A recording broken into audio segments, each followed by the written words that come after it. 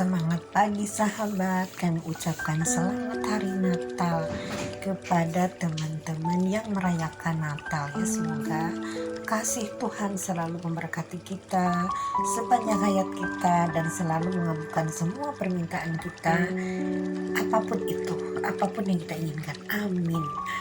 Nah teman-teman, kita selalu dihadapkan kepada teori, katanya kalau kita berkelimpahan kita ingin bahagia. Memang gampang diucapkan tapi sulit untuk dilaksanakan. Nah, gimana sih cara mencapai kebahagiaan dengan langkah-langkah sederhana dan dengan langkah-langkah kecil? Yuk kita mulai. Dan ini tentunya berdasarkan pengalaman saya pribadi, bukan hanya sebuah teori teman-teman ya. Oke, apa aja itu? Yuk kita mulai ya. Pertama, awali hari dengan tersenyum. Nah, kita harus tersenyum kepada siapapun, termasuk orang yang kita temui di jalan. Misalkan kita ingin bekerja, keluar rumah nih, boleh tersenyum kepada security, kepada orang-orang di sekitar, kepada bapak gojek, pada siapapun yang orang kita temui, termasuk pun kepada hewan piaraan ya. Tersenyum, karena tersenyum itu akan membukakan jendela dunia untuk kita merasa lebih bahagia.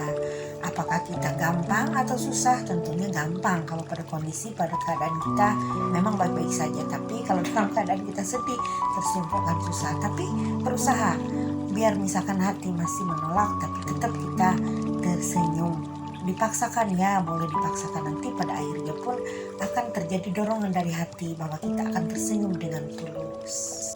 Nah keduanya, nah ini nih yang biasa sedikit-sedikit naik kendaraan, sedikit-sedikit naik gojek, sedikit-sedikit naik Grab, sedikit-sedikit bawa mobil atau motor pribadi ya.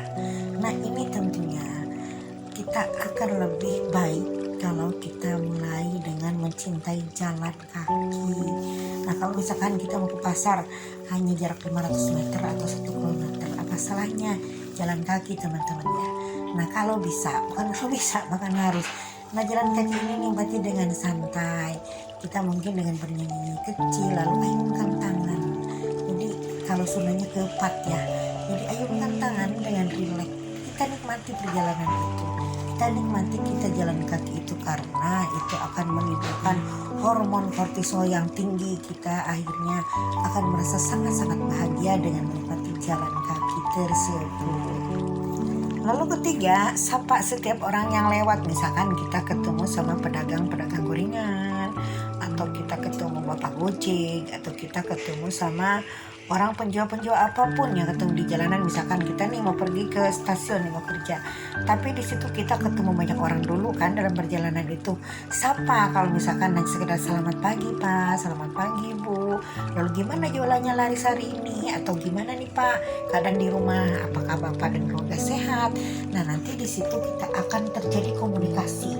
Kita nanti akan mendengarkan orang lain seperti apa dalam kehidupannya. Nah kalau kita lagi merasakan penderitaan, mungkin ada penderitaan yang lebih itu dari orang-orang yang kita sapa. Nanti di situ kita akan tahu, oh ternyata yang mengalami penderitaan bukan cuma kita, atau jadi orang lain juga mengalami hal seperti itu.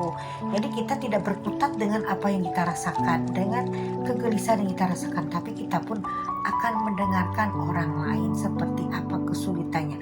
Siapa tahu kesulitan orang tersebut lebih sulit lagi dari kita, hingga kita akan merasa bersyukur bahwa kesulitan itu ternyata belum ada apa-apanya kesulitan yang kita alami. Lalu yang keempat, berbagilah hal-hal yang kecil. Misalkan kita dalam perjalanan, ini kebiasaan saya kemana-mana, saya selalu membawa makanan kucing, membawa whiskas. Nah jadi saya di situ selalu berbagi. Kita misalkan mau pergi ke stasiun, mau pergi naik kereta, berbagi dulu tuh ada kucing di perjalanan, kita bagi kucingnya makanan, kita tungguin kalau ada waktu, kalau kita nggak buru-buru ya. Di situ kita akan sangat merasa bahagia teman-teman ya. Yang penting rasa berbagi itu jangan dilandasi dengan rasa kasihan, tapi harus dilandasi dengan rasa berkelimpahan. Kita merasa berkelimpahan, kita banyak uang, banyak rezeki, hingga kita merasa punya kesadaran untuk berbagi sama siapapun ya, pada manusia, pada hewan, pada apapun, pada tumbuhan. Misalkan kita elus-elus tuh tumbuhan, kita sapa tuh tumbuhan, selamat pagi tumbuhan, selamat pagi bunga. Nah itu akan merasa, kita akan merasa bahagia. Mungkin kedengarannya gila orang, nggak masalah, karena memang hidup ini harus gila teman-teman ya. Lalu kelimanya, kita harus selalu bersyukur pada semua kondisi, bersyukur pada semua yang ada. Kita harus bersyukur pada keadaan hidup dalam present moment, dalam keadaan hari ini.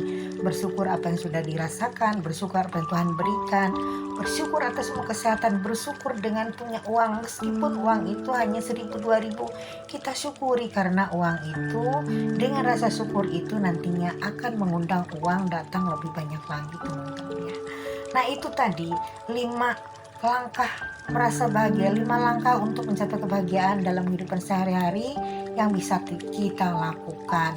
Dan yuk teman-teman, ini jangan sekedar wacana, jangan sekedar teori, praktekkan, karena hal ini adalah pengalaman saya dan praktek yang sudah saya lakukan setiap hari, sehingga memang rasa bahagia itu nanti akan mendatangkan rezeki yang besar, dan rezeki yang besar itu akan datang juga bermula dari rezeki yang kecil, hingga yang kecil ini kita syukuri, kita amini, kita nikmati, kita selalu bersyukur pada Tuhan. Terima kasih Tuhan, hari ini aku sudah diberi kesehatan, diberikan rezeki, diberikan langkah-langkah kecil untuk mencapai langkah yang besar tentunya teman-teman ya.